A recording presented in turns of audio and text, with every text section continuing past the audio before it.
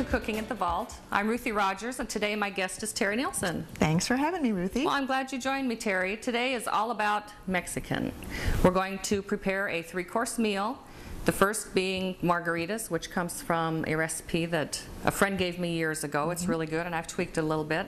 And from the featured book, which is called Robin to the Rescue by Robin Miller, who is from the Food Network, I am going to be making halibut nachos with a chipotle aioli. It's very good. Sounds great. Very smoky hot. And also going to be preparing a baked pineapple with brown sugar, and it's got toasted coconut and almonds on it, and it's very good. All the recipes are very easy, so we're going to take a quick break and we'll be right back here with Cooking at the Vault.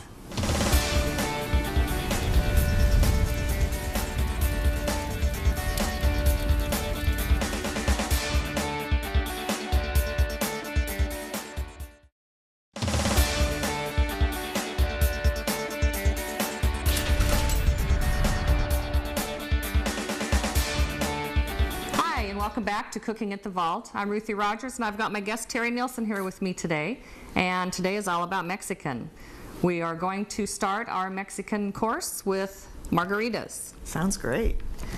I'm using a personal recipe of mine that a friend gave me years ago, and I have just made changes to it and added things and taken things away and kind of got them to the way I like them. And I am starting with, I have limeade, 6 ounces. I'm going to use 6 ounces of tequila. Would it matter what sort of tequila you used? No, I think everybody has kind of just a preference of what kind of tequila they like. I like this one because it's kind of smooth, and I also use Grand Marnier in this recipe, so it kind of goes with it a little better than, say, Jose Cuervo, which is a little stronger. I'm going to use 2 tablespoons of powdered sugar. I'm going to add ice, and I'm going to use 12 ounces of Sprite. So I'm going to start with the limeade. Again, it's 6 ounces. This is frozen limeade you get out of the freezer section at the grocery store. I'm going to add 6 ounces of tequila. So if you can find the limeade in the little 6-ounce cans, you can use that, and then you've got your measuring cup right there. But I couldn't find them, so I used the big can. Again, 2 tablespoons of powdered sugar. Now, Ruthie, I've never used powdered sugar in margaritas. It's kind of an odd Is that something you addition. added yourself? No, actually it was part of the recipe. I think it helps just to make it a little fluffier. A little sweeter, too? A little sweeter. Yeah. Take maybe a little bite off. I'm going to add 12 ounces of Sprite, or you can use 7-Up. Sprite is a little sweeter. 7-Up tends to be a little bubblier. And then we're going to add a little bit of ice. You can add as much ice as you like. If you like your margaritas more like a slushy texture, add more ice. If you like them more on the rocks, then you add just not quite as much ice. So we are going to blend this.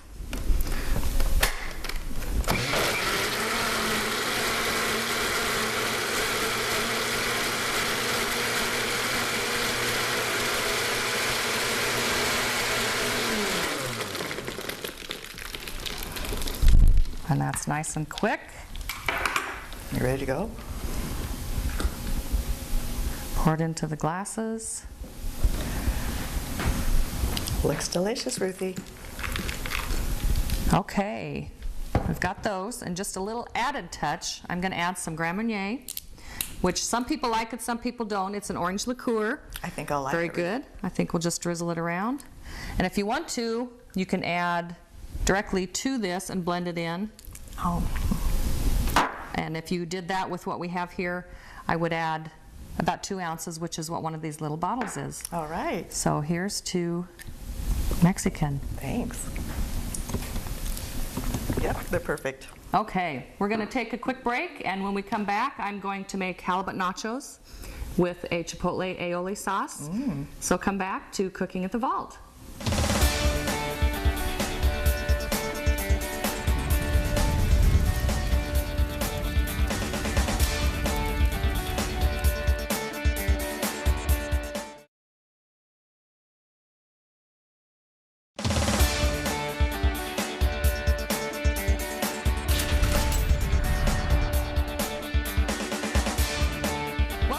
Cooking at the Vault. Vault. I'm Ruthie Rogers, and I've got my guest Terry Nielsen with me here today.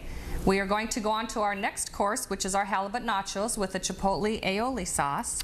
The recipes are coming out of Robin to the Rescue by Robin Miller. Wonderful cookbook.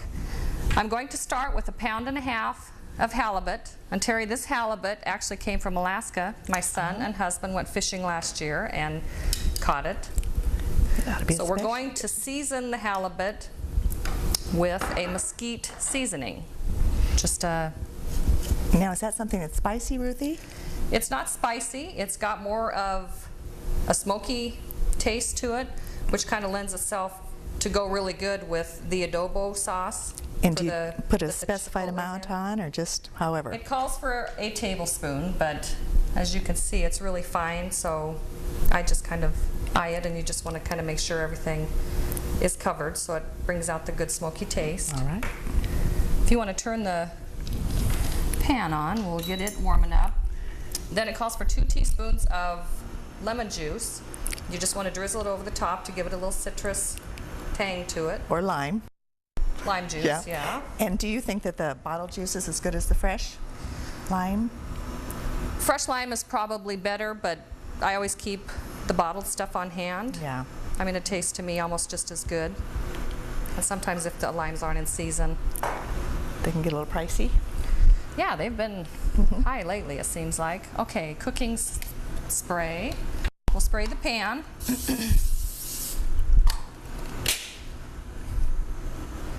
And then we're going to add the halibut.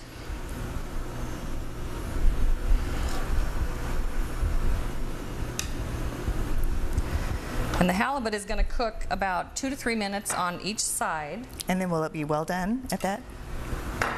It gets done all the way through, but with that amount of time, it's going to keep a lot of the juices and keep it moist. You don't want it too dry. Yeah, because the longer you cook fish, a lot of the taste goes away too. And so this is a whitefish. Could you substitute it with another whitefish? I think you could use just about any fish you wanted to. Hy-Vee carries a really nice array of fresh seafood all the time. I think it would be good with salmon. Tilapia would be really good because it's light and airy. We're going to let this cook, and will you finish shredding the cheese? Yes, I'm going to make the chipotle aioli. It's very simple. Going to start with 1/4 cup of mayonnaise. Make sure you use the real mayonnaise, not salad dressing. 1/4 cup of sour cream. And I've got 2 tablespoons of chopped chipotle chilies. They come canned in the sauce, and I've taken them out of the can and chopped them up 2 tablespoons worth. And I know at home, you always just use a little bit of the chipotle, so I a lot of times will freeze the rest of the can, divide it into little baggies and put it in the freezer. Oh, that's a good idea, because there's so much comes in a can, and you most never of your put that recipes much don't in. call for that much. Then it asks for 2 tablespoons of cilantro. Sometimes I like to grow my own herbs, but cilantro seems to be kind of hard to grow. So this is bought in the store, and you just want to mince it up. And you can use the stems on those things? The stems on cilantro tend to not be bitter. Okay. So, I mean, I wouldn't get down into the real big, thick stems, but I don't think you have to be quite as careful as with like thyme or rosemary. Yeah. They're kind of weedy I love too. cilantro. It's one of my favorites. I'm acquiring a taste for it. It's taken a little while, but yeah. And then you just want to mix it up. Chipotles are a very hot pepper, so this turns out to be quite a spicy dish.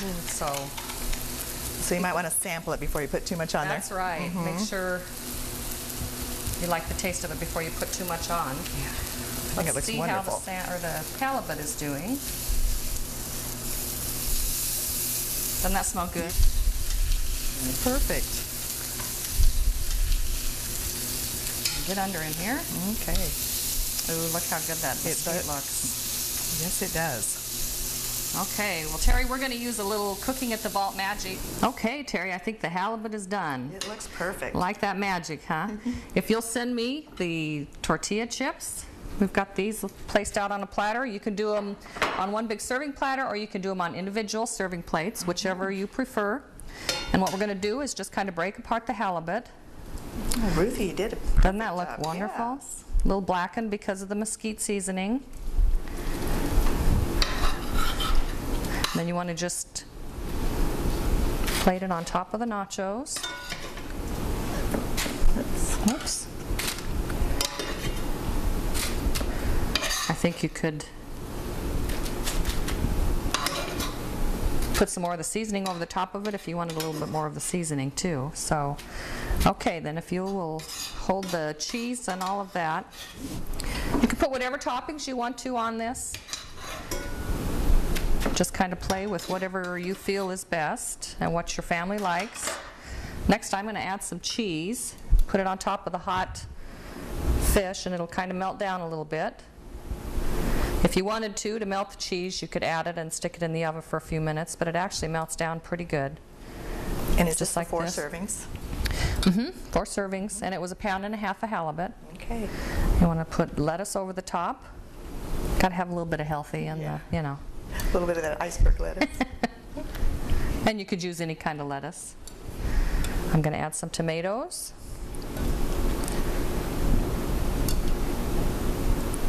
There again, you can use any kind of the tomatoes. If you use the Romas, they tend to not liquefy quite as much. Whoops. I'm going to add the olives. Some people like black olives, some people don't. Yeah. So just eat your preference. You're just making a mountain here. It's great. If you wanted to, you could add sliced jalapeno peppers. Just a little bit of anything that you wanted. I want to try it first to see how hot it really is. Yeah. Then you're just going to drizzle the aioli sauce over the top. And again, this is where a lot of the heat's going to come from.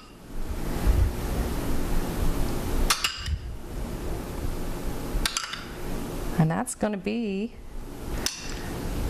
what you do. I keep salsa on hand if you get to the table and sit down and feel that you want it to be a little hotter. I know my son loves salsa, so he definitely would add salsa to it too, but always recommend you try it first, or you may end up with it too hot that you can't eat. And there we are with the halibut nachos with the chipotle aioli sauce. We're going to take a quick break right now and come back, and I'm going to make brown sugar glazed pineapple with toasted coconut and almonds. This could be my favorite. It's very good. We'll see you in a few minutes.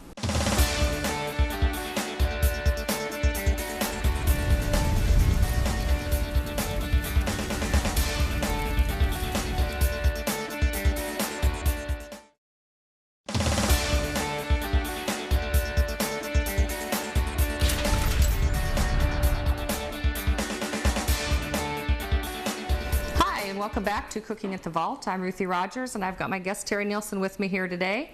We're going to finish up this Mexican meal with dessert, which happens to be my favorite part of a meal. How about you? Mine, yeah. I'm going to be preparing a brown sugar glazed pineapple with toasted coconut and almonds. Gets baked in the oven and turns caramelly and sounds wonderful. Kind of crunchy with the nuts. You're going to start out by spraying your pan so all that brown sugar doesn't stick to it. You're going to take a can of pineapple rings and you want to lay them out on the pan. And you probably wouldn't want a fresh pineapple for this because it'd be more chunked. If you could have a cutter that would cut it, you probably could do chunks too if you wanted to. Just not quite as pretty probably.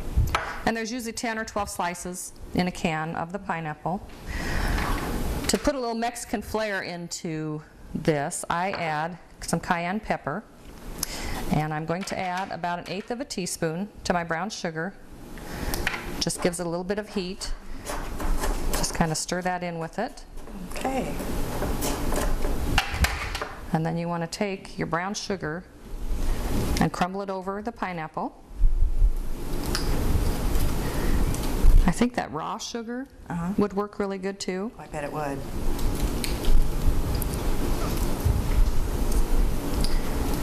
You could do it without the cayenne pepper. The cayenne pepper is just going to add a little bit of heat to it for kind of to go along with the Mexican theme. But if you don't like cayenne pepper, you don't have to. It's not going to make it hot, but it's going to leave kind of a little after bite. Just enough to make you sweat. Yeah. Give a fun little taste to it. Kind of coat them evenly. Then you're going to take sweetened coconut. And this is about 1/4 cup to go around. The same with the brown sugar, 1/4 cup. If you wanted to be healthy, you probably could use the raw coconut, but I don't think you'd. Why bother? I think you'd miss the sweetness, yeah.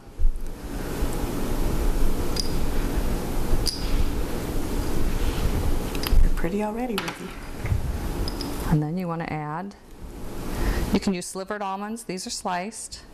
I think you could use pecans, walnuts, probably any kind of nut that you wanted to. Almonds are my favorite. I think especially with the coconut, almonds kind of have a little cherry, kind of a taste of cherry to it. Not too sweet. And that's it for preparing it. Very easy. You want to bake this in a 375-degree oven for about 15 minutes. I'm going to set that here. Now, Ruthie, I love peaches. What do you think? Would it work with that? I think peaches would go really well with it. Too. I've got one that I prepared ahead. And that's what they look like. The coconut gets a little toasted and it looks delicious. The almonds brown up a little bit and it kind of caramelizes. Perfect. So that's the end of our meal today. So let's recap on what we did today for our Mexican meal. Margaritas. Add all the ingredients together in the blender. Don't forget the tequila. Blend until smooth. Pour and enjoy. Halibut nachos. Round up your sauces and ingredients. Season the fish. Cook it thoroughly. Break it up. Add all the toppings. Then enjoy.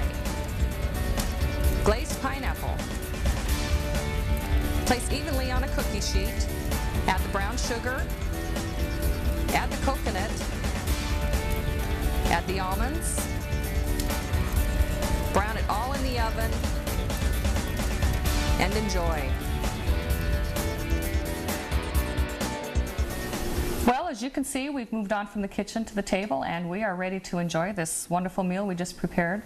If you'd like these recipes, log on to www.mahaska.org, or for more healthy recipes, log on to www.hyvee.com. From my co-host today, Terry Nilsson, I'm Ruthie Rogers. Thanks for watching. Cheers.